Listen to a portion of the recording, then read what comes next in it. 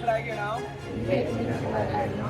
ஜனநாயகத்தின் மீது உறுதியான நம்பிக்கை கொண்டு நம் நாட்டின் ஜனநாயக மரபுகளையும் சுதந்திரமான நியாயமான மற்றும் அமைதியான தேர்தல்களின் கண்ணியத்தையும் நிலைநிறுத்துவோம் என்றும் ஒவ்வொரு தேர்தலிலும் எவ்வித அச்சமின்றியும் மதம் இனம் சாதி சமூக தாக்கமின்றியும் அல்லது வேறு ஏதேனும் தூண்டுதல்களின்றியும் வாக்களிப்போம் என்றும் இதனால் உறுதியளிக்கிறோம்.